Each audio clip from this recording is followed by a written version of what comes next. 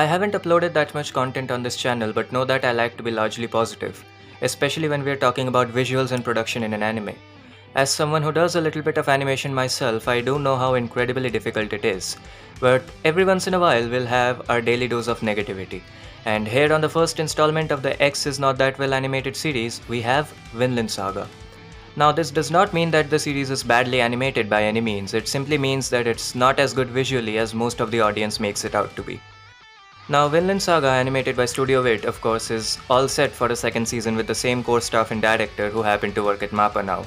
So it's on paper a MAPPA anime, and I can assure you that people will now notice all the visual flaws the show had that season 1 also did, but no one cared back then. But they will now, because it's MAPPA. Wonderful community we got there.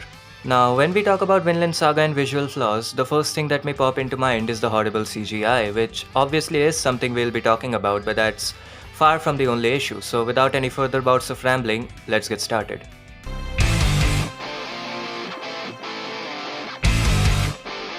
Now, I'm not saying the color grading is bad, neither are the character designs bad. They just for the most part lack a strong aesthetic presence. The color grading sometimes is grim and has a rough and grainy gradient, which makes sense for a show like Vinland, but other times it just looks like generic anime background 101. The color grading makes the CGI, which always looks unnaturally polished, stand out even more.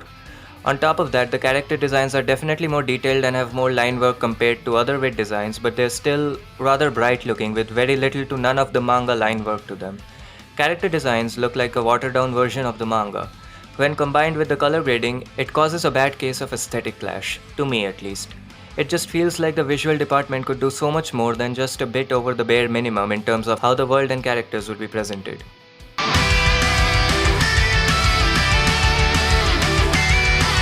Now I'm sure the manga is also to some degree responsible for this one, but some things work better as a manga than an anime, which is why adapting every panel as is not a good idea.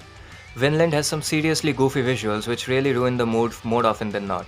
A glaring example I can think of is in episode 23 where Ashilad is thinking about his next move, and it literally shows a cross section of his head and his brain pulsing. I know that's a panel in the manga, but who decided it was a good scene to have in a sequence as serious and important as this? And who liked this cut so much that they lingered on it for approximately 96 years? And if a human brain pulses to this extent, they need to see a brain surgeon. You might have some serious problems going on there. This was supposed to be a really important scene and I was laughing throughout the entirety of it, which I'd guess wasn't the intended reaction the series was going for. Don't kneecap powerful scenes with questionable visual decisions.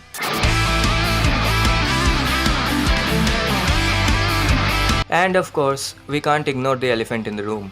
Vinland has terrible CGI and too much of it to boot.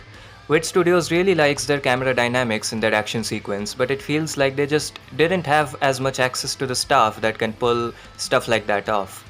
Attack on Titan star animator Arifumi Imai only did one sequence for Vinland, while he did around 60 different sequences for the first 3 seasons of Attack on Titan. 60.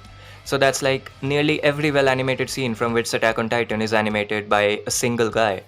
Absolute legend, one of the greatest animators of all time, compared to which Vinland only got one sequence from him, the first fight between Thorfinn and Thorkel. And yet Wit wanted to keep the dynamic nature of mostly the action, and the way they did it was literally by substituting everything with 3D models in broad view. And not just action, nearly everything, not even in the background but very close to the center of the screen, was often 3D.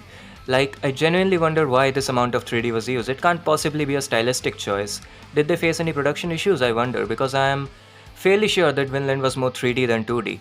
Now, the CGI wasn't always bad. I liked the CGI waters and the CGI snow at one point, but the negatives easily outdo the positives, so the CGI was definitely a dip in quality.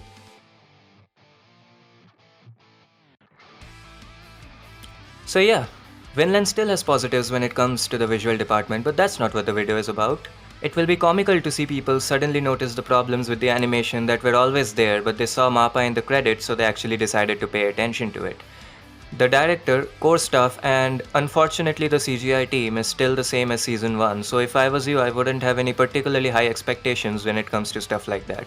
Also, I hear the parts this season will adapt has little to no action, so one of the saving graces of season 1 will also be gone. But anyway, it shouldn't matter that much. Personally, I'm not too crazy about the show to begin with. I'll still watch it though. Do y'all agree with the points I made in this video? Comment down below and be sure to subscribe and hit a like. Helps out a lot. And while you're there, check out my animation channel as well, link in the description. And until next time.